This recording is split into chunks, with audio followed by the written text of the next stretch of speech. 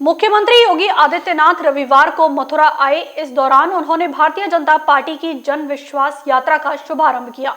योगी आदित्यनाथ कार्यक्रम पर पहुंचने से पहले भगवान श्री कृष्ण की जन्मस्थली पर पहुंचे, जहां उन्होंने दर्शन किए और उसके बाद महाविद्या के रामलीला मैदान में पहुंचे, जहां उन्होंने जनसभा को संबोधित किया।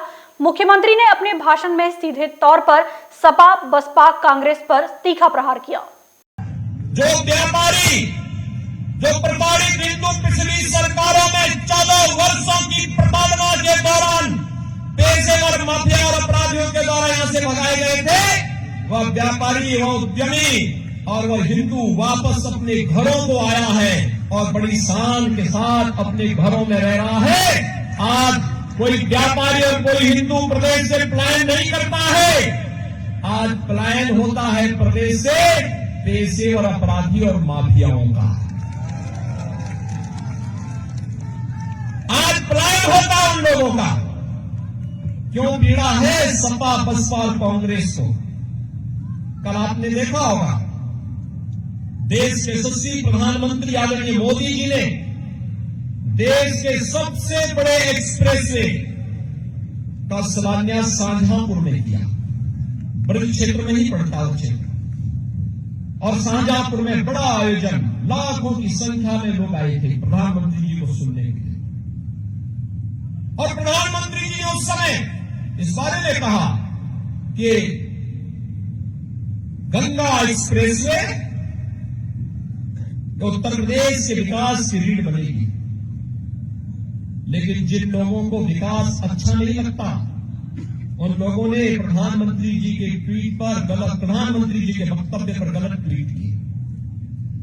जिन लोगों को प्रदेश का विकास अच्छा नहीं लगता था, वे लोग अनर्गल प्रलाप करते हैं।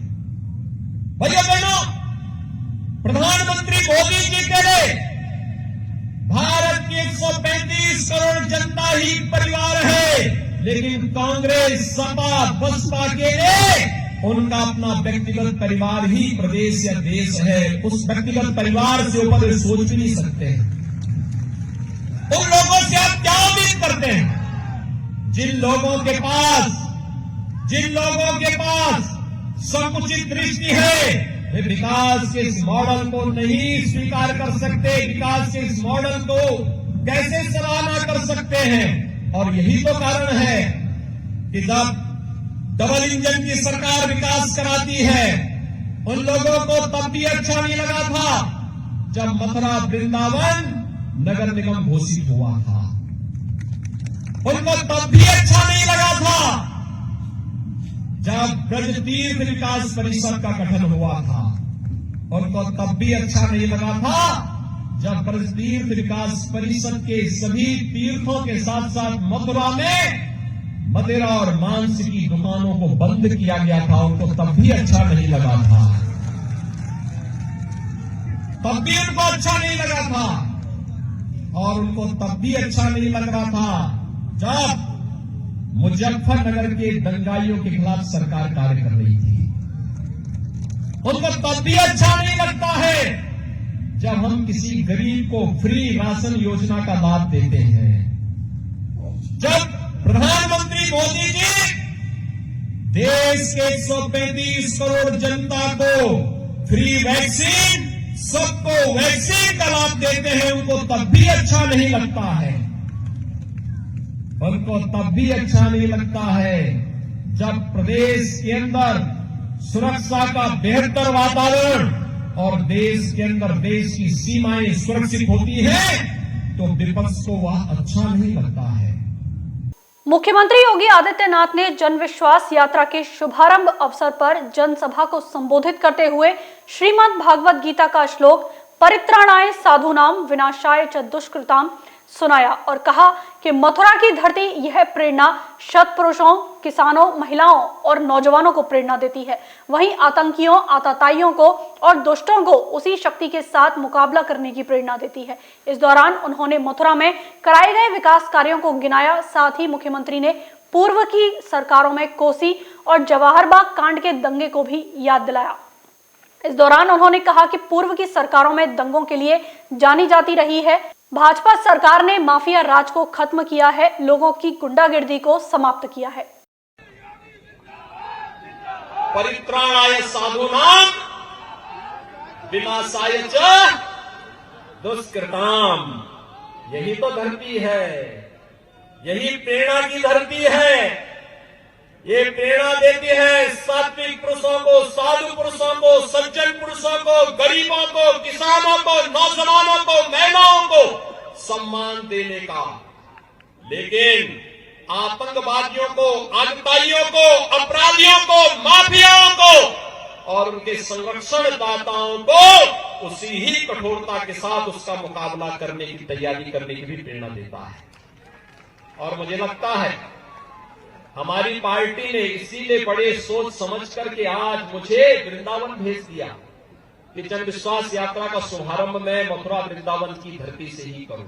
और भाइयों बहनों, आज मैं यहां पर आया हूं आपसे कहने के लिए, हम लोगों ने जो कहा था, विश्वास जो कहा वो करके दिखाया। हमने भेदभाव किसी के साथ नहीं किया।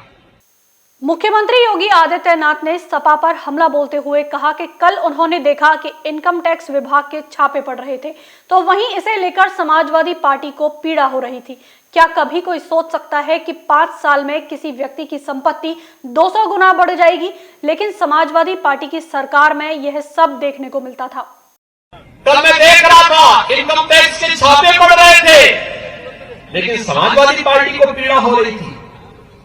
तो एक व्यक्ति से मैंने पूछा, मैंने कहा ये सब क्यों हो रहा है? तो मीडिया के उस पत्रकार ने कहा साहब आपको मालूम नहीं चोर की दाढ़ी में तिनका। मैंने कहा क्या मतलब? कहा कि 5 साल में किसी व्यक्ति की संपत्ति 200 गुना बढ़ जाएगी। क्या कोई इसके बारे में सोचता था क्या? लेकिन समाजवादी पार्टी की सरकार में सब देखने को मिलता था। मुख्यमंत्री योगी आदित्यनाथ ने राम राज्य को परिभाषित करते हुए भाजपा सरकार द्वारा कराए गए विकास कार्यों को गिनाया। उन्होंने कहा कि देश के प्रधानमंत्री नरेंद्र मोदी सबका साथ सबका विकास के साथ सभी वर्ग जाति संप्रदाय को साथ लेकर चले, बिना किसी भेदभाव के एक गरीब को मकान दिलाया, निःशुल्क शौचालय, 5 लाख रुपए तक का बीमा मिल जाना, यही राम राज्य है।